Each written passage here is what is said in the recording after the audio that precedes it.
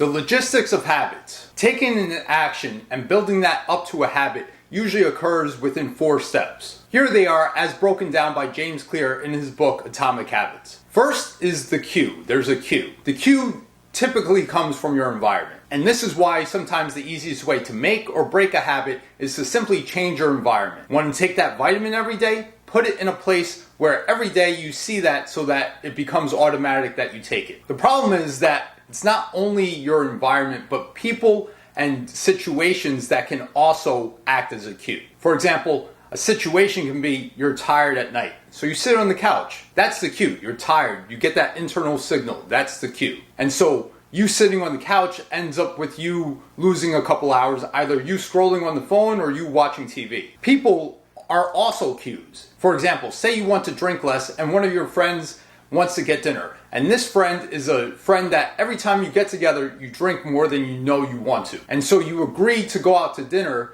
and when you do so, they start to guilt you into having a drink that you don't want. So if that's the cue, sometimes it can be hard to say no or to deflect it into something else to stay aligned with your values. The second thing is that there's a craving. This is often a subconscious feeling, thought, or behavior that spurs your action. So throughout this program, we've been working on stories. So you can think of this craving as the stories that we've been working on through this program, because this is what tells you to take the action, right? You have the cue, but in between that cue is a craving, right?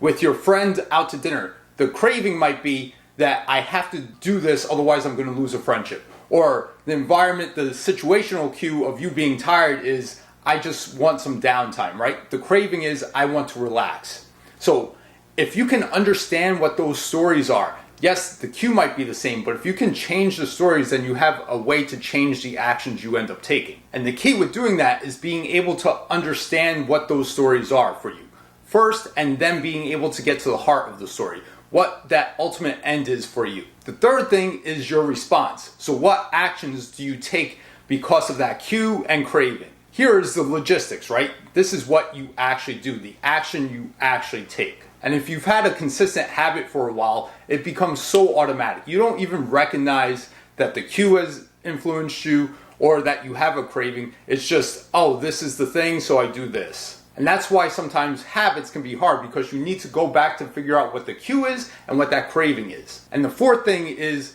that you get a reward. You're typically getting either a very conscious or typically a subconscious reward for the action you've taken. And that's the cycle of a habit, right? You have a cue, craving, action, reward. With that said, let's talk about breaking a habit. So to break a habit with those 4 steps, you want to be able to influence each one of those steps so that it makes it harder for you to take those actions subconsciously. So if step 1 is the cue, then what you want to do is lessen the amount of times that cue is activated for you. For example, if you want to stop drinking, you stop going to a bar, right? You stop the cue of being in an environment where you might drink. If you want to eat healthier and you eat too much snacks at night, the easiest way to get rid of that cue is to stop buying those snacks from the grocery store. As for the craving, you want to change how you view the habit that you're taking. This is where you would change the metaphors that you have. For example, say you want to stop smoking. For you, subconsciously, you might associate smoking with stress relief, right?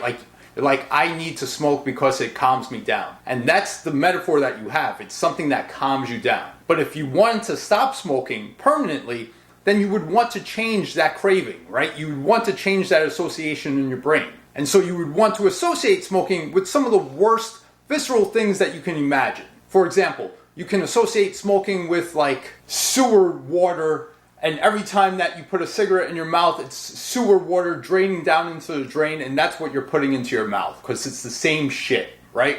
And if you can make that association in your brain, every time you pick up a cigarette, it's literally you putting a piece of shit in your mouth, it's going to be easy to break that habit. But if you associate it with calming down, probably not. So you want to be able to change the craving so that it works against you. You don't have that craving because it becomes a visceral reaction of you against it. With the craving also, you can do the heart of the story to understand why you have that urge to do it right now. If you know you're smoking, for example, because it calms you down, so then figure out what it wants from calming you down, right? Like by being able to do that, you can typically change. If you can feel peace and calm without the need for cigarettes, it becomes much easier to then not smoke. When it comes to your response, so step 3 of the habit cycle, you want to make the response as hard as you can so that it's hard to take that action. For example, say you want to eat less snacks, but you have small kids and you buy snacks for your kids. Okay,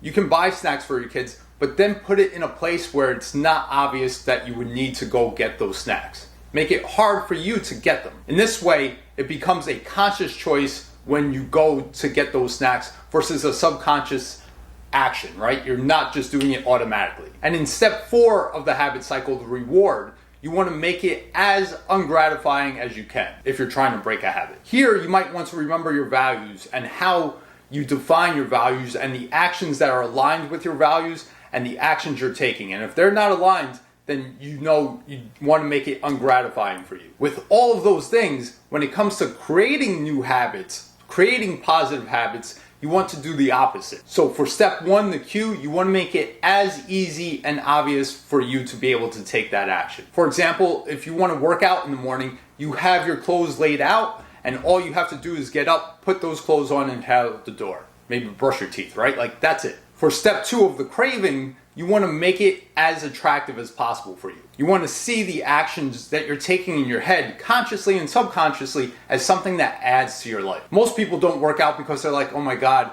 I have to work out, right? This have to, another thing to do, and it's a burden on them, and they feel heavier. And just thinking about going to the gym feels like an other responsibility, more mental space taken up, and they just feel like, oh. But if you can change that to something that adds to your life, and you see that, oh, it's something that you get to do.